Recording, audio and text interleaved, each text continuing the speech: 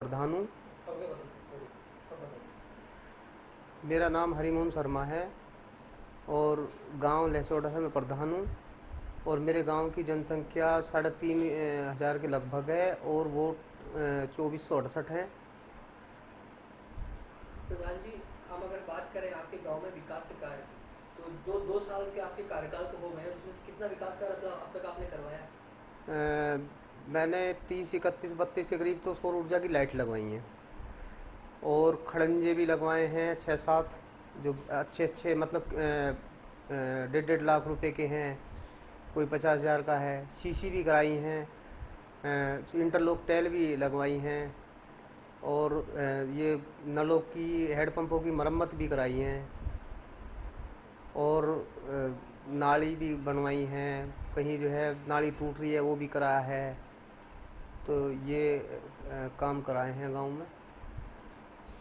प्रधान जी, अगर हम बात करें आपके गांव में शिक्षा व्यवस्था की, तो शिक्षा व्यवस्था कैसी है?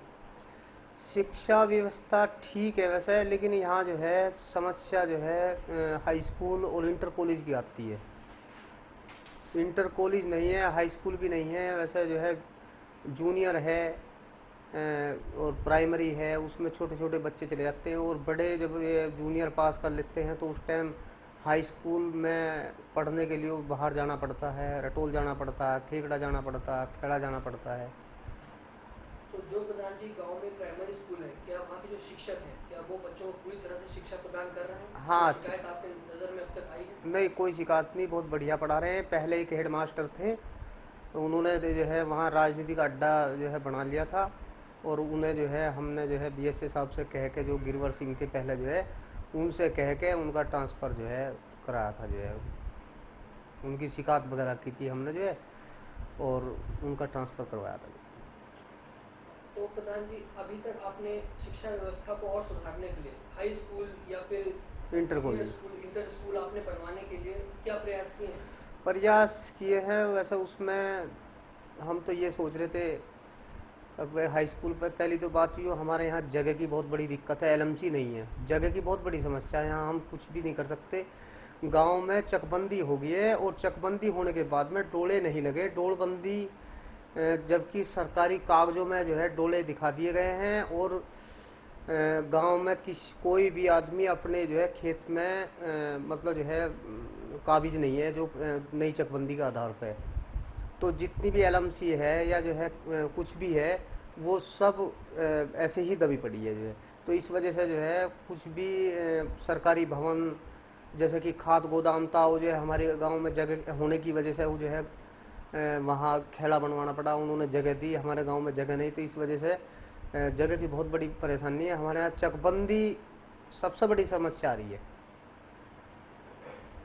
प्रधान जी, अगर बात करें हम स्कूलों में मिड डे मील की, हाँ जी। तो क्या वो सही तरीके से मिल रहा है बच्चों को? हाँ, बहुत बढ़िया मिल रहा है जी, बहुत बढ़िया मिल रहा है सही समय पे। और खाने के लिए वो हम जो है जैसे उसके मिड डे मील के हिसाब से जोन से दिन जोन सा खाना बनना चाहिए वही खाना बनवा रहे हैं हम ये। और उसमें जो है जो वहाँ हेड मास्टर हैं प्राइमरी के, जूनियर के, वे भी सहयोग कर रहे हैं और कोई दिक्कत नहीं, बढ़िया खाना बन रहा है, बच्चे खुश हैं खाने से। प्रधान जी, अगर हम बात करें आपके लचौड़ा गांव में स्वास्थ्य सेवाओं की, तो क्या कोई सरकारी अस्पताल उपलब्ध है? नहीं, सरकारी अस्पताल उपलब्ध नहीं है। एक वो है एनम का वो बना रखा है, उसमें हमने सीएमओ साहब से बात करी थी, मगर यहाँ कोई डॉक्टर बैठने चाहिए और तो उन्होंने ये बोला कि उसमें नहीं बैठ सकते। ऐसे तो जो है हमने जो है सभी गाँव में बनवाए, लेकिन उसमें बैठने की समस्या है, नहीं दे सकते हम डॉक्टर आपको जो है। तो उसके लिए क्या प्रयास किया आपने कि कोई डॉक्टर बैठे हैं जो एएनएम है, क्या उनकी जो सामुदायिक स्वास्थ्य केंद्र होना चाहिए, क्या वो बिल्कुल ठीक हालत में है? नहीं, हालत तो ठीक है, नया बना हुआ है, लेकिन एनम वहाँ जो है एक तो गांव से थोड़ा दूर पड़ता है, गांव से बाहर है, उसमें कुछ सामान नहीं रख सकते और क्या नाम है, चोरी होने का डर रहता है उसमें।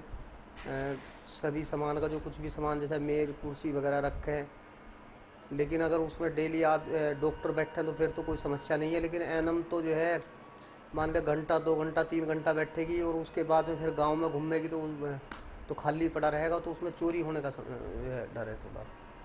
तो आपके अनुसार स्वास्थ्य सेवाएं जो आपके गांव में हैं, वो ठीक सुचारू रूप से नहीं चल रही नहीं, हैं? नहीं है जी। तो अब आप क्या प्रयास करना चाहते हैं इसके लिए? प्रयास ये है यहाँ कोई सरकारी अस्पताल बन जाए, छोटा ही, ज़्यादा बड़ा ना बने, छोटा जो है, और उसके साथ साथ में पशुओं का भी जो है अस्पताल बन जाए।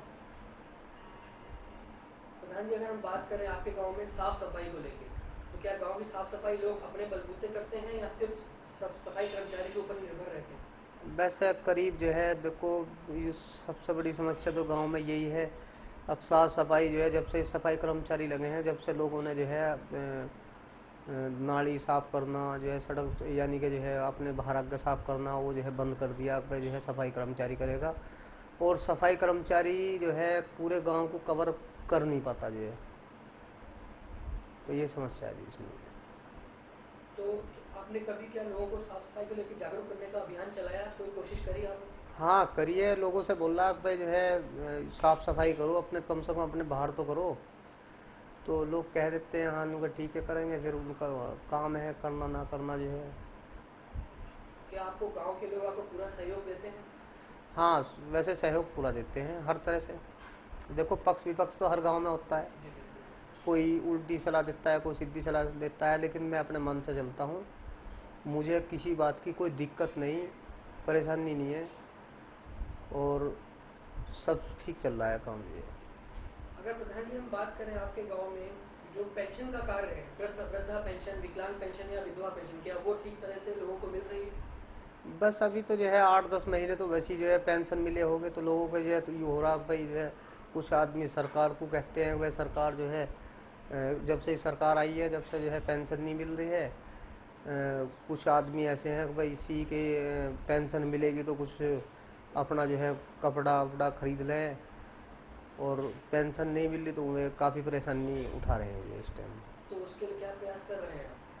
प्रयास से हम क्या कर सकें उसमें जो है, तो देखो गवर्नमेंट का काम है। जब ऊपर से पेंशन आ गई, लखनऊ से पेंशन आ गई, तो जब ये जो है ये ज़िले वाले देते हैं, और जब ये पेंशन लेते हैं पेंशनधारी। तो जिला स्तर पे आपने अभी तक क्या प्रयास किया है कि लोगों को पेंशन उपलब्ध कराई जाए जिला स्तर पे? नहीं हमने भी किया, हमने जो है हमारे ये हैं नीरज पंडित है, प्रधानों के अध्यक्ष हैं, जी बिल्कुल। उनसे हमने बात करी, मगर जी पेंशन नहीं आई। जो वो पेंशन तो जो है सैंक्शन अब लखनऊ से होगी, लखनऊ से जब ज़िले में आओगी जब इनके इन्हें पेंशन मिलेगी।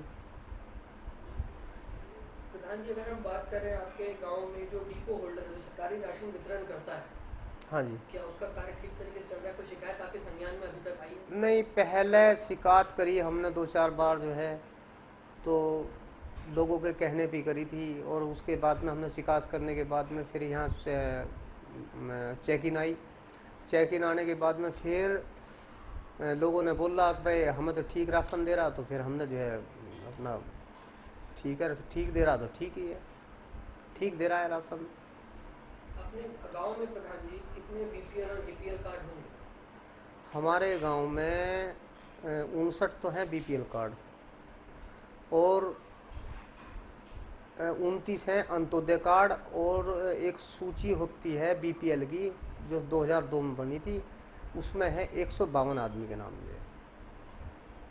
तो अभी तक प्रधान जी आपको कुछ ऐसा लगा या आपके संज्ञान में कोई ऐसी बात है कि जो बीपीएल कार्ड धारक है या जो एपीएल कार्ड धारक है, हाँ जी। उनमें से कोई ऐसा है जो कि इसके लिए नहीं है या फिर इसके इसके लायक नहीं है बीपीएल की, फिर भी उसका बीपीएल है? बस मेरे हिसाब से तो 2 या 3 कार्ड हैं ऐसे जो बीपीएल लायक नहीं है, उसमें बीपीएल का कार्ड दिया गया।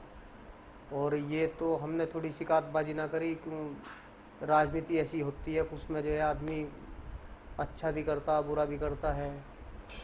और आगे दिसंबर आ रहा है, दिसंबर में सब ये जो है जितने भी कार्ड हैं सब चेंज होंगे, उसमें ही अपना जो है सबके कार्ड बन जाएंगे, और जो इस लायक नहीं है उसके कार्ड कट जाएंगे।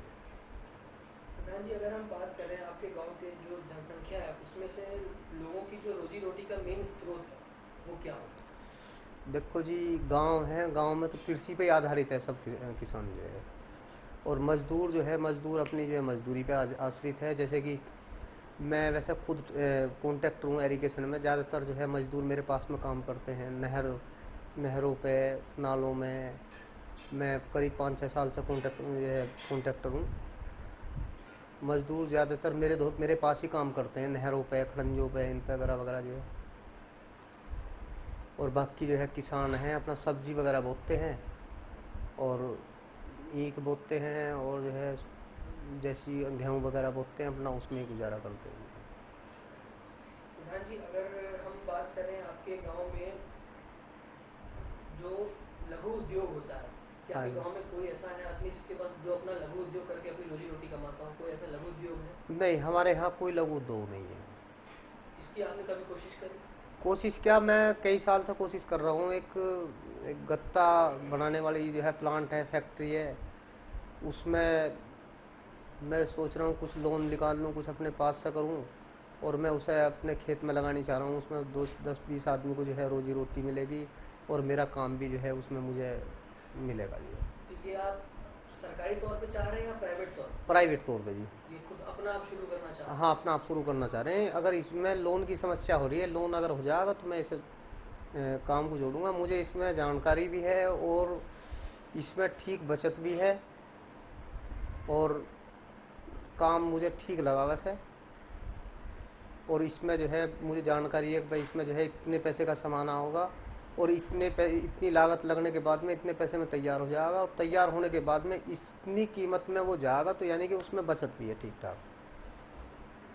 प्रधान जी, अगर हम बात करें आपके गांव में खेल के मैदान की, जो युवा हैं वो कहाँ खेलते हैं? अपने खेल कूद को कितना महत्व देते हैं? देखो जी, खेल कूद में बहुत ज़्यादा महत्व देते हैं। मैं जो है यानी कि इस प्रधानी से पहले मैं भी जो है क्रिकेट खेलता था। अब भी कभी कभी मेरा जो है थोड़ी सी वो आती है कि मैं जो है क्रिकेट खेल लूँ। खेल के मैदान की और हमारे गांव में शमशान घाट की इतनी बड़ी दिक्कत है, बहुत ही ज़्यादा दिक्कत है। सबसे बड़ी समस्या हमारे यहाँ खेल के मैदान की और शमशान घाट की है। शमशान घाट के लिए जो है सबसे बड़ा जो है रोड़ा जो है चकबंदी बनी हुई है। चकबंदी हो चुकी है कागजों में, डोले भी लग चुके हैं कागजों में, लेकिन डोले नहीं लगे गांव में।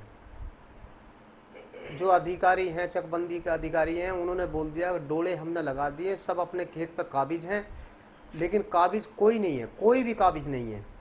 सिर्फ कागजों में डोले दिखा दिए उन लोगों ने, जो है सरकारी अधिकारियों ने, यानी कि चकबंदी अधिकारियों ने डोले दिखा दिए कि हमने डोले लगा दिए सबके। अभी हमारे यहाँ हाईवे निकल रहा है, फेरीफेल हाईवे, उसमें कुछ आदमी ऐसे हैं जो खेत बो भी रहे हैं और उनके खेत चकबंदी के आधार पर उस पर हाईवे में चले गए और उसका मुआवजा भी उठा चुके हैं। तो ये सबसे बड़ी समस्या हमारे यहाँ खेल के मैदान की और शमशान घाट की, केवल चकबंदी अधिकारियों की वजह से यू गांव आज तक जूझ रहा है, मतलब जो है शमशान से और खेल के मैदान से वंचित है उन्हीं की वजह से। और कुछ आदमी यानी कि गांव में 5-6 आदमी इसका बहुत बड़ा लाभ उठा चुके हैं, जिन्होंने ज़मीन भी बेच दी 4-5 बीघे, और बेचने के बाद में उन्होंने जो है यानी कि पैसे वैसे दे के या कैसे भी करके, हम ये नहीं जानते कैसे करा है उन्होंने अपने खेत पूरे कर चुके हैं विजय। यानी कि जो अब फर्द आ रही है उसमें खेत पूरे आ चुके हैं। जो उन्होंने बेची है वो बिकना अलग होगा, लेकिन अधिकारियों से सेटिंग करके उन्होंने खेत पूरे कर लिए अपने। और कुछ आदमी दूर से खेत लाया के गोरे में कर दिए उन्होंने 4-5 आदमी, उन्होंने बहुत फ़ायदा उठाया है और उन्हीं के अंडर में उन्होंने जो है चकबंदी वालों ने काम करा है और जैसे उन्होंने बोला वैसा ही उन्होंने करा है। बाकी सारा गांव जो है परेशान है, किसी का खेत कहीं घेर दिया, किसी का खेत कहीं घेर दिया उन्होंने जो है। प्रधान जी, आप